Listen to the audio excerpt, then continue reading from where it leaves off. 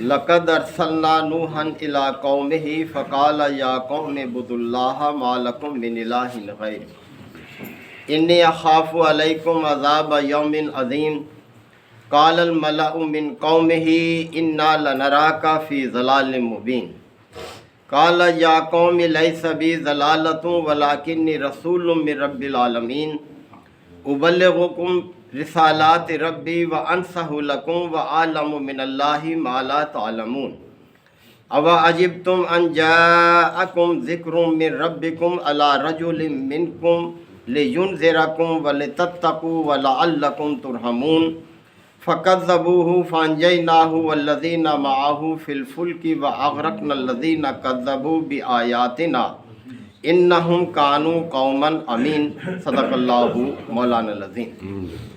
سورہ اعراف کے یہ 8ویں رکوع کی آیات ہیں۔ اب یہاں سے تاریخ بیان کا آغاز ہو رہا ہے، اور اس تاریخ بیان میں اللہ تعالیٰ نے 5 قوموں کا تذکرہ فرمایا، اور ہر قوم سے متعلق ایک مکمل رکوع جو ہے وہ ہے، یعنی 5 رکوعات اب یہ 5 قوموں کے حوالے سے ہیں، جس میں سب سے پہلے قوم نوح، پھر قوم عاد، پھر قوم سمود، پھر قوم لوط، اور پھر حضرت شعیب علیہ السلام کی قوم، یعنی 5 اقوام کا تذکرہ ہے۔ تو آغاز حضرت نوح علیہ السلام کی قوم سے کیا ہے، اور یاد رہے کہ یہ کئی مقام پر ہے۔ حضرت نوح علیہ السلام کا تذکرہ سورہ ہود میں بھی ہے، سورہ شعراء میں ہے، اور سورہ نوح تو پوری کی پوری اسی بارے میں ہے، اور ایک یہاں بھی اللہ تعالیٰ نے اس کا تذکرہ فرمایا۔ ہر مقام پر ایک ہی مقصد نہیں ہوتا کسی واقعے کو بیان کرنے کا، کہیں مقصد نصیحت کرنا ہوتا ہے، کہیں مقصد خوف دلانا ہوتا ہے، اور کہیں مقصد صبر کی تلقین کرنا ہوتا ہے کہ اہل ایمان صبر سے کام لیں، گھبرائیں نہیں، انجام بہرحال انہی کا اچھا ہونا ہے۔ تو اللہ تعالیٰ نے نوح علیہ السلام کے حوالے سے کہ جنہوں نے ایک لمبی مدت تک اپنی قوم کو اللہ کی دعوت پہنچائی، اور ان کی قوم جو تھی یہ نہ تو خدا کی منکر تھی اور نہ ہی اللہ کی عبادت کی منکر تھی۔ قصور ان کا بڑا یہ تھا کہ انہوں نے اللہ کے ساتھ دوسروں کو بھی شریک ٹھہرا رکھا تھا۔ حضرت آدم علیہ السلام اپنی اولاد کو جس صالح نظام پر قائم کر کے گئے تھے، اس میں سب سے پہلی خرابی جو ہے نوح علیہ السلام کی قوم نے برپا کی، اور اللہ تعالیٰ نے نوح علیہ السلام کو اسی مقصد کے لیے مبعوث کیا کہ وہ ان خرابیوں کی اصلاح کریں، قوم کو حق کی طرف بلائیں۔ تو فرمایا جا رہا ہے کہ لقد ارسلنا نوحا الی قومہ، کہ ہم نے نوح کو بھی اس کی قوم کی طرف بھیجا۔ اور یہ بھی یاد رہے کہ ہر قوم میں جو پیغمبر آتا ہے وہ اسی قوم کا فرد ہوتا ہے، اسی زبان کا بولنے والا ہوتا ہے، تاکہ قوم اس کے اخلاق، کردار، رویے، ہر چیز سے واقف ہوتی ہے، کہ اس کی صداقت، اس کی شرافت، اس کی دیانت، اس کی امانت، ہر چیز قوم پر پہلے سے واضح ہوتی ہے۔ تو حضرت نوح علیہ السلام کے بارے میں فرمایا کہ لقد ارسلنا نوحا الی قومہ، ہم نے نوح کو بھی اس کی قوم کی طرف بھیجا تھا۔ فقال یا قوم اعبدوا اللہ، اور انہوں نے یہی کہا کہ اے میری قوم کے لوگوں، اے برادران قوم، اللہ کی بندگی کرو۔ ما لکم من الہ غیر، اس کے علاوہ تمہارا کوئی اور معبود ہے ہی نہیں۔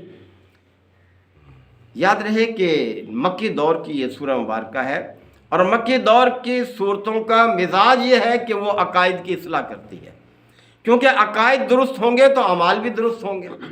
تو لہٰذا یہ مکی افراد جو تھے یہ بھی شرک میں مبتلا تھے۔ خانہ کعبہ جو اللہ کا گھر ہے کس طرح سے بتوں سے اٹا پڑا تھا، 360 بت کا ذکر حدیث میں ملتا ہے کہ جن کی یہ سیوا کرتے، ان کے آگے جھکتے، ان کے آگے مرادیں رکھتے، ان کے آگے نظر نیاز چڑھاتے، یعنی اس طرح سے رویہ تھا۔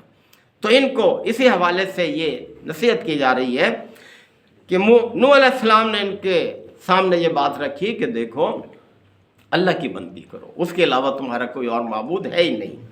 انی اخاف علیکم عذاب یوم عظیم، اور مجھے تو تمہارے بارے میں ایک بڑے دن کے عذاب کا ڈر لگ رہا ہے. یعنی تمہارا جو رویہ ہے اس کا تقاضا یہ ہے کہ تمہیں کسی عذاب سے دو چار کر دیا جائے. تم اپنے رب کے غضب کو بھڑکا رہے ہو اور تمہاری جو مہلت عمل ہے اس سے تم فائدہ نہیں اٹھا رہے. تو مجھے ڈر لگ رہا ہے کہ تمہیں کسی برے انجام سے دو چار نہ کر دیا جائے. قال الملأ من قومہ، تو ان کی قوم کے جو سردار تھے وہ کہنے لگے انا لنراک فی ضلال مبین، کہ ہم تو تجھے سری گمراہی میں پاتے ہیں. ہم تو دیکھ رہے ہیں کہ ہمیں تو ایسا نظر آتا ہے کہ تو گمراہی میں پڑ گیا ہے. اب دیکھیں کیا جواب ہے اللہ کے پیغمبر کو، جو کہ سراپا نصیحت کرنے والا ہوتا ہے، ہدایت دینے والا ہوتا ہے، اللہ کی طرف سے ہدایت پہنچا رہا ہوتا ہے. اور دیکھیں کہ ہر قوم میں جو بڑے لوگ ہوتے ہیں عوام ان کے شکنجے میں ہوتے ہیں. آج بھی ایسا ہی ہے. تو وہ اس وقت بھی یعنی کتنا عرصہ گزر گیا، سردار جو تھے قوم کے انہوں نے اپنی قوم کو شکنجے میں رکھا ہوا تھا اور ان کے شکنجے سے نکلتے نہیں تھے. نوح علیہ السلام اتنے عرصے تک دعوت دیتے رہے، لیکن کتنے افراد ہوئے؟ ایک کشتی کے سوار ہوئے، اور زیادہ تر جو تھے اپنے سرداروں کے کہنے میں تھے. تو ان کے جو قوم کے سردار تھے انہوں نے کہا کہ ہم تو ایسا دیکھتے ہیں کہ تو گمراہی میں پڑا ہوا ہے نوح. قال یا قوم لیس بی ضلالۃ، تو انہوں نے کہا اے میری قوم کے لوگوں میں گمراہی میں نہیں ہوں، ولکنی رسول من رب العالمین، بلکہ میں تو رب العالمین کی طرف سے رسول ہوں. یعنی وہ رب جو تمام جہانوں کا رب ہے. اور پہلے بھی میں نے عرض کیا کہ رب کے مفہوم میں یہ ہے کہ وہ آقا اور مالک بھی ہے اپنی مخلوق کا، اور اپنے مخلوق کو نشو و نما دینے والا، ان کی پرورش کرنے والا بھی ہے، اور اپنی قوم کا حکم، اپنی مخلوق کا حکمران بھی ہے. یعنی حکمرانی ہے اس کی ساری کائنات میں، کیونکہ لیے کہ ساری کائنات اس کی مخلوق ہے. تو میں تو اس رب العالمین کا بھیجا ہوا رسول ہوں، اور ابلغکم رسالات ربی، اور میری ذمہ داری یہ ہے کہ میں اپنے رب کے پیغامات تمہیں پہنچا رہا ہوں.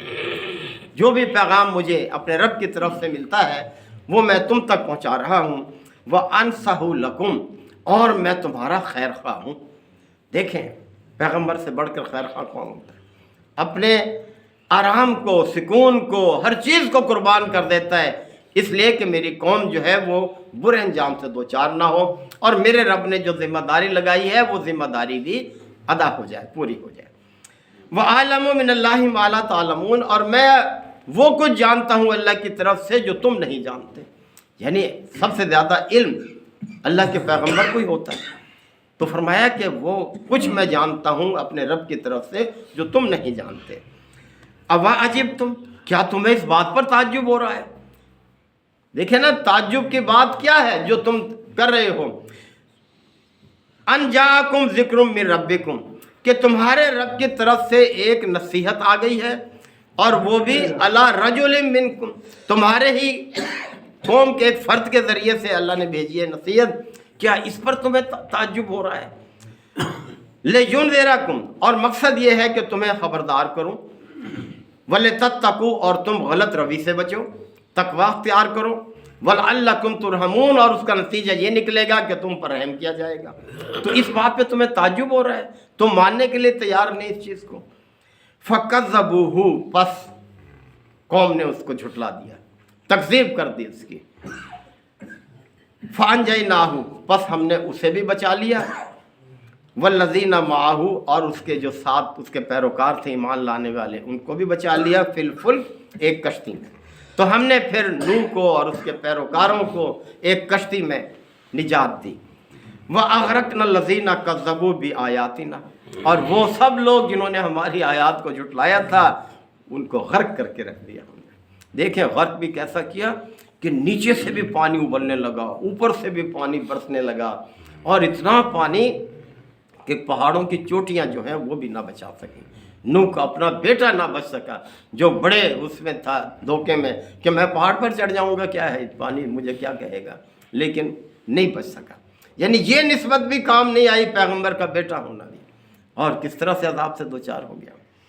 تو فرمایا کہ اغرقنا الذین کذبوا بآیاتنا، پس ہم نے ان سب لوگوں کو غرق کر کے رکھ دیا جنہوں نے ہماری آیات کو جھٹلایا.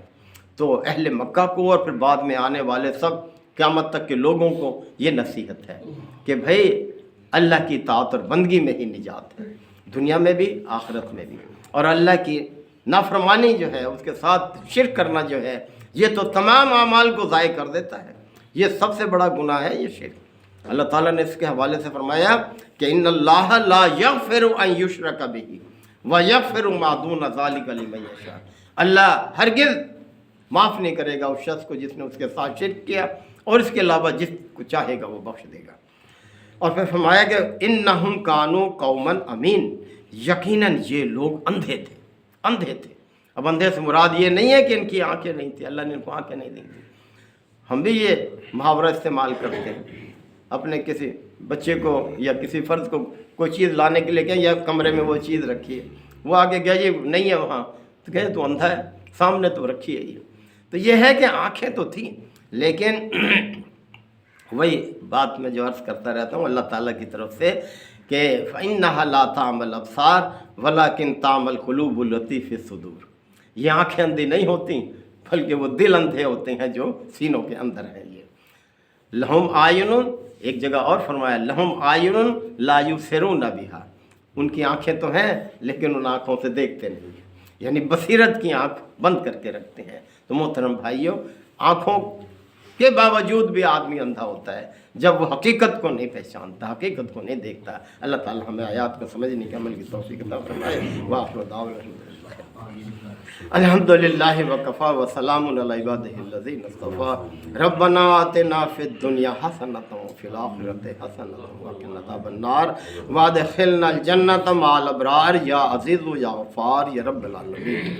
ربنا لا تؤاخذنا ان نسینا او اخطانا ربنا ولا تحمل علینا اصرا کما حملته علی الذین من قبلنا ربنا ولا تحملنا ما لا طاقت لنا به واعف عنا واغفر لنا وارحمنا انت مولانا فانصرنا على القوم الكافرين یا شافی الامراض اشف مرضانا ومرضى المسلمين یا قاضی الحاجات اقض حاجاتنا وحاجات المسلمين اللهم انصر الاسلام والمسلمين اللهم دمر اعداء الدين ربنا تقبل منا انك انت السميع العليم وتب علينا انك انت التواب الرحيم صلی اللہ تعالی علی خیر خلقہ محمد وآلہ وصحبہ اجمعین۔ سبحان